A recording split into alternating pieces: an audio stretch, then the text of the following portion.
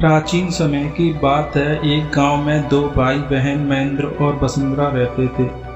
वसुंधरा का नियम था कि वह अपने भाई का चेहरा देखे बिना खाना नहीं खाती थी।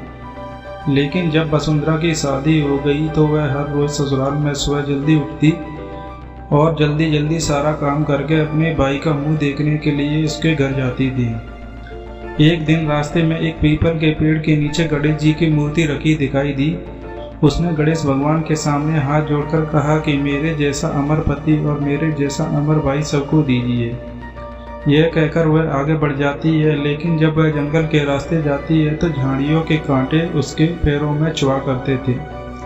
एक दिन जब वसुंधरा अपने भाई महेंद्र के घर पहुंची और भाई का मुंह देखकर बैठ गई तो महेंद्र की पत्नी ने पूछा कि दीदी ये पैरों में क्या हो गया है। यह सुनकर उसने भाभी को जवाब दिया कि रास्ते में जंगल के झाड़ियों के गिरे हुए कांटे पाँव में छू गए हैं, जिससे पैरों में ये घाव हो गए हैं। और फिर वसुंधरा अपने ससुराल वापस लौट जाती है। तब महेंद्र की पत्नी ये सारी बात महेंद्र को बताती है और बोलती है कि आप जंगल के रास्ते को साफ करवा दीजिए, जिससे आपकी बहन के पाँव में कांटे नहीं चुभे। और फिर महेंद्र ने कुल्हाड़ी लेकर सारी झाड़ियों को काटकर रास्ता साफ कर दिया, जिससे गणेश जी का स्थान भी वहां से हट गया। यह देखकर गणेश जी बहुत गुस्सा हो गए और उसके प्राण हर लिए। लोग अंतिम संस्कार के लिए जब महेंद्र को ले जा रहे थे तब महेंद्र की पत्नी रोते हुए लोगों से बोली कि थोड़ी देर रुक जाओ, उसकी बहन आने वाली है। वह अपने भाई का मुंह देखे बिना नहीं रह सकती है, उसका यह नियम है। तब लोगों ने कहा आज तो देख लेगी पर कल से कैसे देखेगी।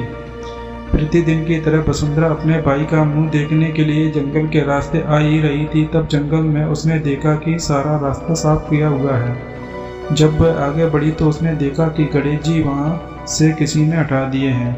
तब वह उसने जाने से पहले गणेश जी को एक अच्छे स्थान पर विराजमान कर दिया और हाथ जोड़कर बोली, भगवान मेरे जैसा अमर पति और मेरे जैसा अमर भाई सबको देना। और फिर यह बोलकर आगे निकल गई। तब गणेश जी भगवान सोचने लगा, अगर इसकी नहीं सुनी तो हमें कौन मानेगा, हमें कौन पूजेगा। तब सिद्धि विनायक गणेश जी ने उसे आवाज दी, बेटी इस खिचड़ी की 7 पत्तियां लेकर जा और उसे कच्चे दूध में घोलकर भाई के ऊपर छींटा मार देना, वह उठकर बैठ जाएगा। यह सुनकर जब वसुंधरा पीछे मुड़ी वहाँ कोई नहीं था। फिर वह सोचने लगी कि ठीक है, जैसा सुना वैसा कर लेती हूँ। फिर वह 7 खिचड़ी की पत्तियां लेकर अपने भाई के घर पहुंची।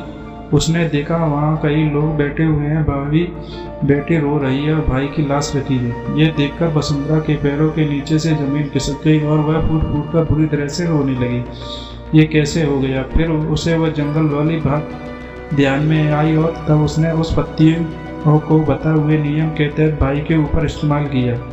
और तब महेंद्र उठ कर बैठ गया और वसुंधरा से बोला, मुझे बहुत ही गहरी नींद आ गई थी। तब वसुंधरा बोली, यह नींद किसी दुश्मन को भी ना आए। और उसने सारी बात अपने भाई को बता दी। दोस्तों ये कहानी सच्ची घटना पर आधारित है। अगर दोस्तों आप भी अगर गणेश जी भगवान में आस्था रखते हो तो आपके साथ हमेशा अच्छा ही होगा। दोस्तों धन्यवाद।